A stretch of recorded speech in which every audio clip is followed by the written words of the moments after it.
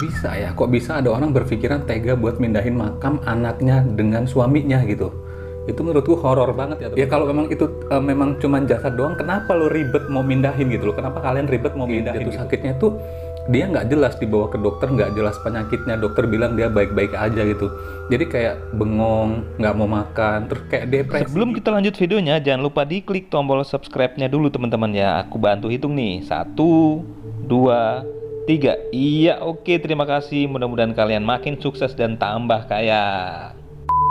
Assalamualaikum warahmatullahi wabarakatuh teman-teman, apa kabarnya? Mudah-mudahan kita semua selalu diberikan kesehatan ya teman-teman ya, amin. Karena itu yang terpenting. Dan hari ini spesial aku nempatin janji. Kemarin aku bilang kalau setiap malam Jumat tuh aku bakalan makan santai sambil cerita-cerita pengalaman yang agak-agak menyeramkan gitulah ya teman-teman ya. Bisa jadi pengalamanku sendiri atau cerita-cerita dari kalian yang kalian kirim via emailku atau ke Instagramku ya teman-teman ya, nanti bakalan aku bacain ya teman-teman. Tapi kali ini yang pengen aku ceritain itu bukan pengalamanku tapi pengalaman kejadian di Indonesia ini teman-teman ya. Mungkin kalian semua pada nyimak ya, pada nyimak dan tahu dan ikut gemes greget juga itu. Nah, kenapa ini aku masukin ke kontenku kali ini? Karena aku anggap ini termasuk horor gitu dan nyeremin gitu ya. Kira-kira cerita apa sih yang bakal aku bawain hari ini? Sebelumnya kita lihat dulu aku punya apa hari ini ya teman-teman ya. Ini aku punya jeng-jeng, ini aku punya nasi urap. Nasi urap ini harganya 5 ribuan loh teman-teman. Tuh, oh isinya apa aja coba kita lihat ya teman-teman ya. Aduh, ini mantap kali. Nah, ini aku zoom ya teman-teman ya. Nah, ini nasi urapnya teman-teman. Kalau bisa kalian lihat di sini banyak banget isinya, lengkap nih. Yang pastinya ini ada urapan ya teman-teman ya. Ada urapan, tuh ada sayur-sayurannya, terus ini ada sayur mie-nya teman-teman ya. Tuh. Terus ada ini ada dapat gorengannya nih, tempe atau bakwan ini ya. Kayak isi bakwan ya teman-teman ya. Nah, dengan harga 5.000 dan porsi segini menurutku sih worth it banget ya teman-teman ya. Tuh, buat sarapan atau buat makan siang gitu bisa, atau makan malam bisa juga nih teman-teman. Seperti biasa sebelum kita maksa makan santai, mari kita berdoa sesuai agama dan kepercayaan kita masing-masing. Dan ini aku berdoa secara agama Islam ya teman-teman ya. Dan doanya sekalian karena ini aku mau bawain cerita horor, mudah-mudahan nggak terjadi apa-apa ya teman-teman ya. Berdoa, kita mulai. Amin. Sebelum kita mulai ke inti ceritanya, aku pengen nyobain dulu ini nasi urapnya. Aduh, ada sambelnya juga teman-teman ya. Udah nggak sabar nih.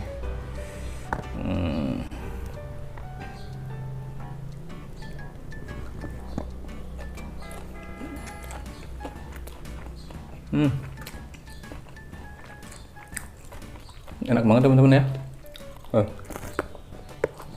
Ini ada kacang-kacangnya teman-teman ya. Tuh, ada taburan kacang goreng gitu. Biasanya sih dikasih orek tempe gitu ya.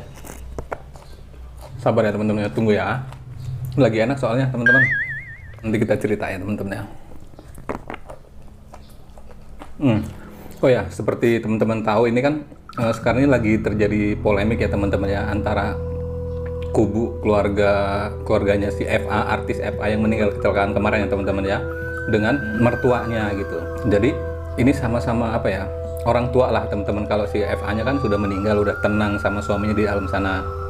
Nah ini kan yang lagi ramai itu kan sebenarnya kalau yang pihak si besannya Haji F itu nggak mempermasalahkan apa-apa gitu loh, karena yang terpenting buat mereka itu adalah cucunya gitu kan, kebaikan cucunya. Jadi nggak ngusik-ngusik sampai ke masalah yang pemindahan makam. Nah ini yang menurut termasuk kategori cerita horor dan serem itu.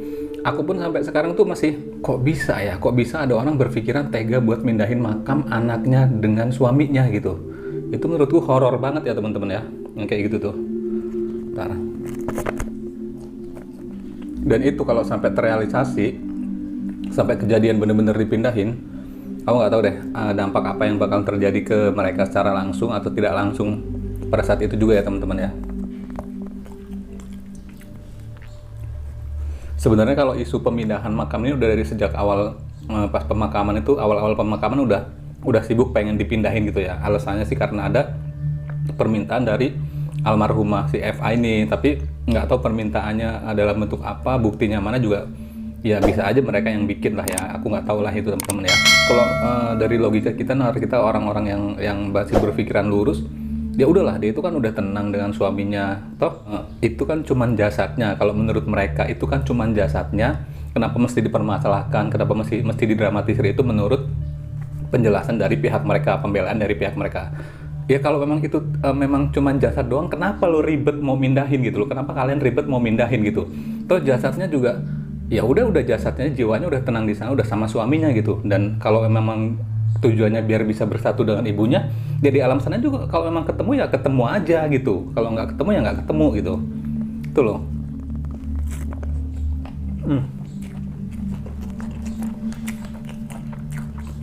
Tahan dulu teman-teman ya. Dan uraknya ini manis, enak, pedas manis gitu teman-teman ya.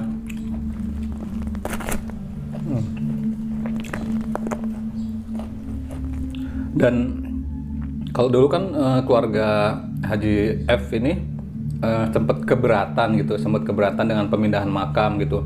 Tapi kalau untuk saat ini sih beliau sudah nggak mau ribet kayaknya. Beliau juga udah berpikiran ya mungkin itu kemauan atau yang terbaik buat mereka. Karena sih kalau yang aku lihat, yang terlihat di media itu ya, keluarga Haji F ini orangnya yang berpikiran lurus dan jernih gitu, manusia normalnya lah gitu teman-teman ya.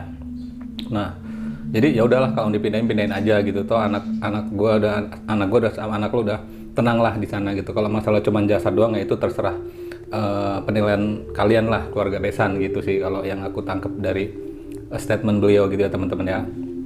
Jadi kalau misalnya sampai itu terjadi, udah ada beberapa reaksi dari masyarakat ya, dari ulama, dari masyarakat, dari mahasiswa itu mereka nggak terima dan bakal ngelakuin demon gitu loh. Makan dulu.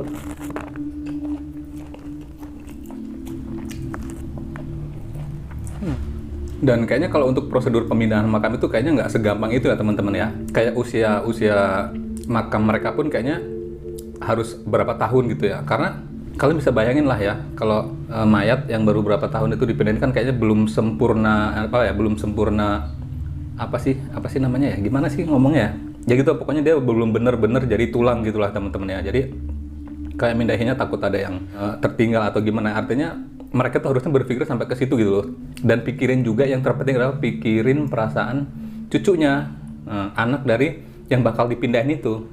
Kalau menurutku dari sudut pandang si cucunya nih ya teman-teman ya, dia itu kenang-kenangan yang dia milikin dari kedua orang tuanya itu ya makamnya yang bersebelahan itu gitu. Nah, jadi nanti ketika udah nggak bersebelahan, ya gimana rasanya gitu. Dan jejak digital termasuk video ini mungkin bisa jadi pengingat buat si cucunya ini bahwa pada saat ini pernah ada keluarga yang mempertahankan makam tersebut untuk tetap bersama, dan pernah juga ada keluarga yang mati-matian untuk memisahkan makam orang tuanya. Nah, ini bisa jadi jejak digital ya teman-teman ya.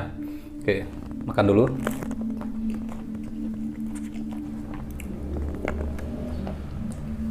Woi, karena pernah kejadian juga nih teman-teman ya, ada kasus yang hampir mirip seperti ini, cuman bukan keluarga artis, terjadi di kampungku ya teman-teman. Jadi dia antara anak dengan anak pengen sama-sama deket dengan makam ibunya, pengen deket dengan makam ibunya. Jadi anak itu nggak akur lah, sering berantem sama hidupnya, terus ya pokoknya nggak cocok lah, sering berantem terus. Si anak tua itu, sebut saja si Herman lah, Herman ini kekeh pengen mindahin makam ibunya di kampungnya gitu kan. Sementara anak-anak yang lain itu pengen makam ibunya itu tetap di kampung mereka, kampung kelahiran ibunya. Tapi entah gimana, karena si Herman ini anak tua, dia pengambil keputusan kalau di keluarganya, jadi terpaksalah itu belum setahun teman-teman dipindah, makam itu dipindah ya dengan dengan paksa gitu sama si anak tuanya.